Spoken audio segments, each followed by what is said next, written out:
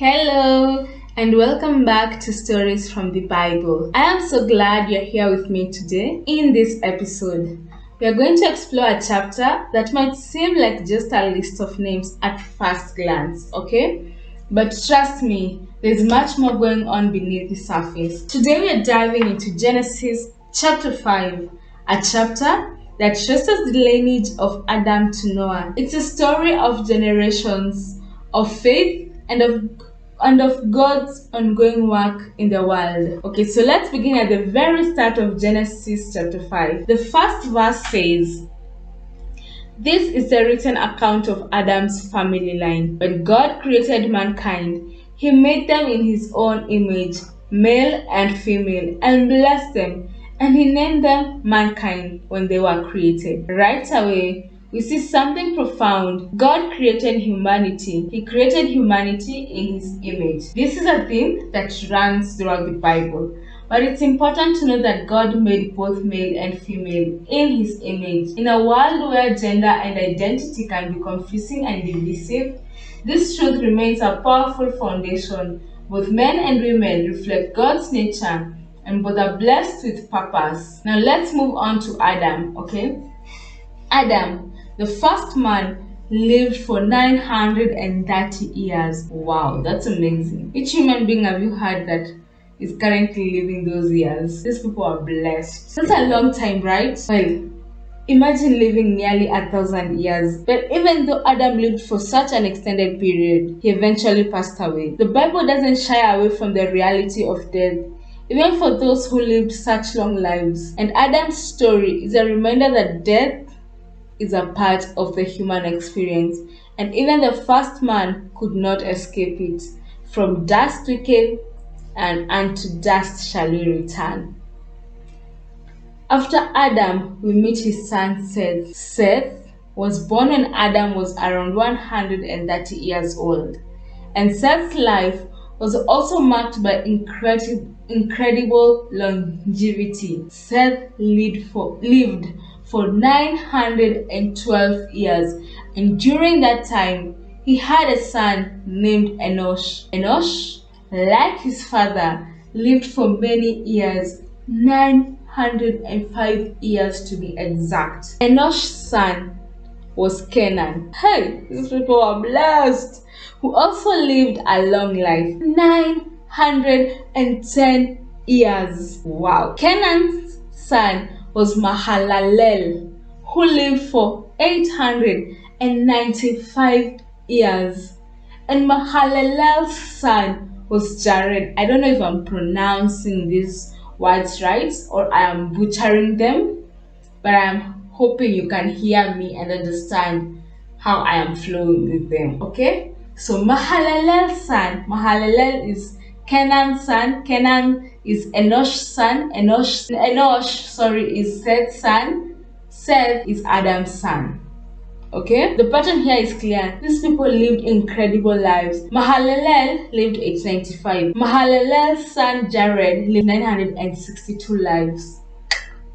Man, each one passing on the baton of life to the next generation. Aye, amazing. Now, I know what you might be thinking. Why does the Bible focus so much on how long these people live? Why is this so important? Well, let's pause for a moment and think about the bigger picture here, okay? The bigger picture, guys. We are for the bigger picture, not the smaller picture. In Genesis, we are seeing the early stages of God's creation, and the long lives of these individuals reflect the initial harmony between humanity and God. In the beginning, there was no sin, no decay, and the earth was still in its perfect state. The long lifespans may also serve as a testimony to the original blessing God gave to mankind. They were living in a world untouched by the corruption and suffering that would later follow. But then we come to a man named Enoch, okay?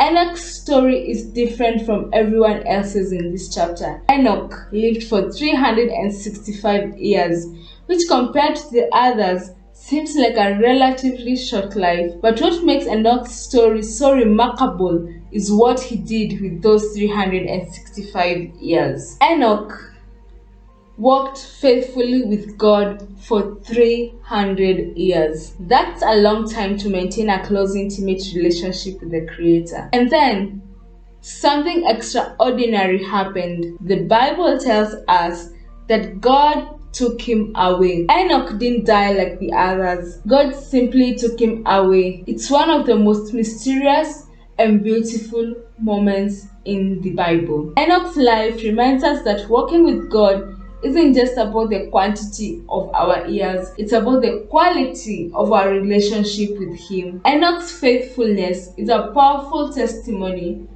to what it means to be truly walking with God, to live in His presence day after day. And God's decision to take Enoch away shows us that there is more to life than just physical death. After Enoch, we have Methuselah, who lived the longest of anyone in the Bible. He lived for 969 years. 969 years Methuselah lived on this earth. Methuselah's name is often associated with long life, and his story is one of endurance. Methuselah's son was Lamech, and Lamech had a son named Noah. Lamech named his son Noah, which means comfort. Noah means comfort, yeah? And Lamech had a reason for this name. He said, "He will comfort us in the labor and painful toil of our hands caused by the ground the Lord has cast." Lamech's words reflect the deep pain and toil humanity was experiencing at the time. The curse on the ground, a result of Adam and Eve's sin, had made life difficult for mankind. Why could Adam and Eve just say no to serpents though? Was it hard?